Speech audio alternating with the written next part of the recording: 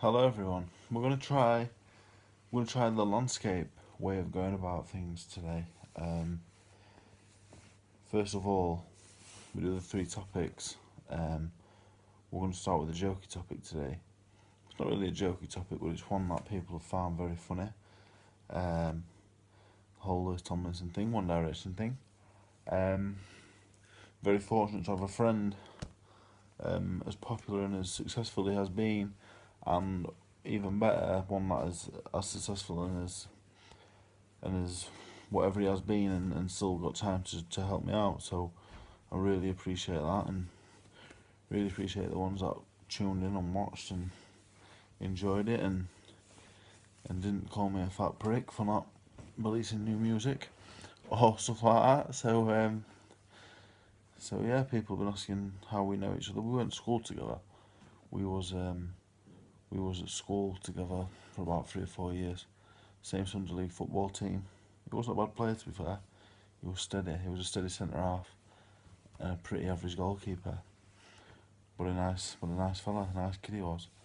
So, you know, that's that for today. Not going to go in deep.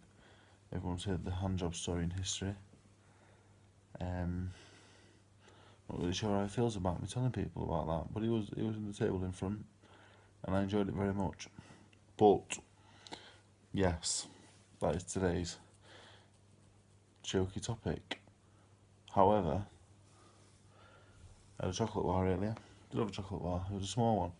They're getting smaller now, so I don't feel as bad when I eat a chocolate bar, because they're about that big. You know, like me, John Thomas on Slack. I don't mind eating them. Chocolate bars, that is, not penises unerect. But they are getting smaller. Um, it was a Snickers, it had nuts in it. I tend to have one a day now. Chocolate bar a day, keeps the cravings away. That'll probably have to stop, actually, as I have a nutritionist on board now. A sports psychologist, nutritionist, all my S&C sorted. So, yeah, tangents are the best. I was on about tangents today, and they are the best. We're past 2.5 minutes now. Talking bollocks. Fantastic. So now we're going to go into the boxing topic, and we're going to talk more about gambling. I'm going to share some of my personal gambling stories, because they wasn't funny at the time, but they are funny now. So we're going to crack on with that now. Right, so my gambling backstory, basically, I was about 8 years old, and my dad used to bet every Saturday. And one Saturday, I'd be 8 years old. I can remember. I think it was Zarowitz. I'm not sure. Day Star Top Seas. That was the first big race I watched. I think it was Zarowitz. I'm not sure. Might be the Northumberland play. I can't remember. I can vividly remember Day Star Top Seas. It was a big handicap, a big Stainflat handicap.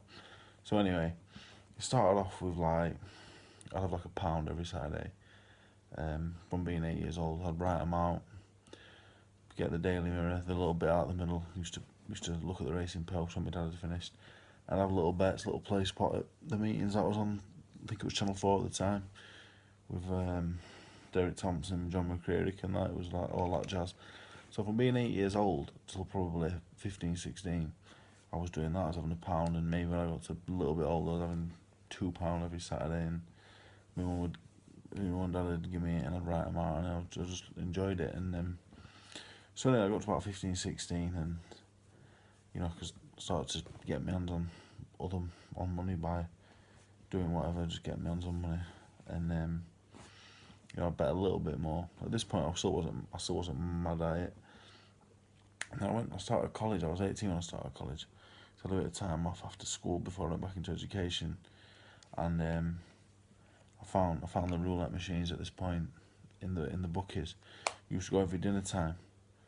Um, I found the roulette on there, and used to play Deal or No Deal on there. Used to play cockroach roulette.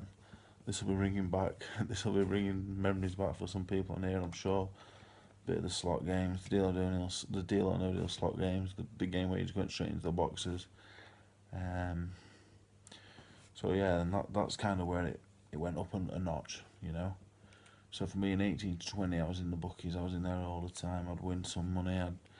I'd never keep the money. I'd just lose it. So You know, I'd have to go in with a tenner. Me and my mates put a tenner in each, 3 or 4 of us.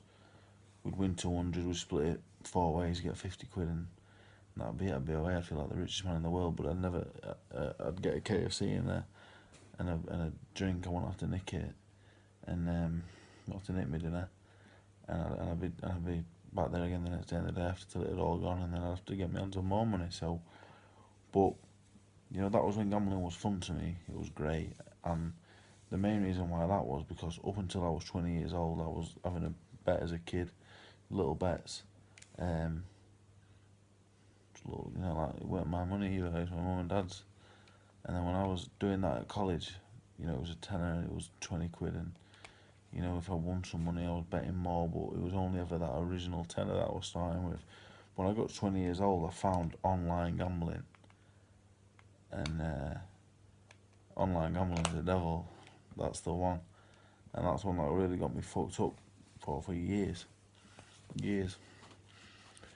So tomorrow, going into where the gambling really started, my failed short wasn't, well, it was short in terms of, 5-6 years, but that's where it all went wrong for me with the gambling. In the bookies and stuff, I wasn't betting big money, I got online, and there's going to be some interesting stories about betting thousands in foreigner and novice chasers at Toaster and stuff. So the gamblers out there will find that interesting. Those that don't gamble will find it interesting because of the money, the amounts of money that I ended up getting my hands on and getting involved with betting in. So you'll find it interesting. But that's a little backstory to how I got involved in gambling and my gambling up until it got serious. Really, my gambling probably where I enjoyed it most, doing it with my mates on the stupid fobties in the bookies and the little bets. So we'll crack on with the proper stuff. Part 3 I saved. After our gym session I went down, thought I'd ask the boys what they thought about a boxing topic. Ryan Laybourne decided Canelo Golovkin, a few people as well asked about that. I hope Golovkin wins. Now, for a few reasons. 1, big Golovkin fan. 2, I thought he won the first fight pretty comfortably and didn't get the decision. 3, there's a big cloud going around Canelo with the meat or whatever was in the meat or whatever may or may not have been in the meat. So for them reasons, I'm hoping for a Golovkin win.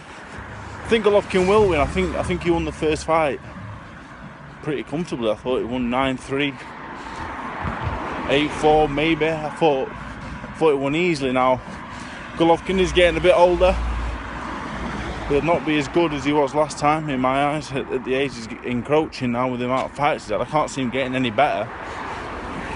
However, I think he's naturally the much bigger man, much stronger. I think he's a harder hitter.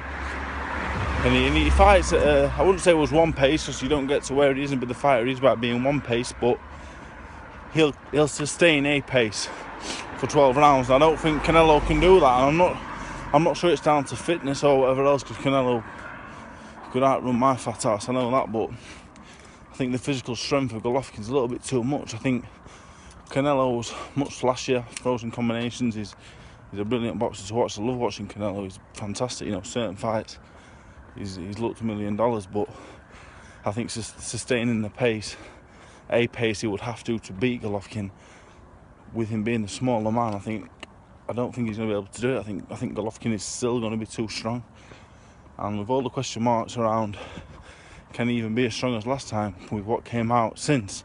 Can he be as strong as he was then? Can he be as fast? Can he be as good as he was? There's a lot of questions to be asked. You know, he definitely looks smaller in stature and in size than he was for the first fight. So it's interesting. It's still a super fight. Canelo's still a superstar. Golovkin is. It's a massive fight. You know, the whole thing around Canelo kind of put me off a little bit. It's not a fight I'm intrigued by it. I'm interested by it. The two of the elites in boxing, the two of the best fighters in the world. But for me, no, I will watch with intrigue and with interest. I'll be watching hoping for a Golovkin win. I think this time he will. I think he'll take it out of the judges' hands. I think he'll probably stop Canelo late.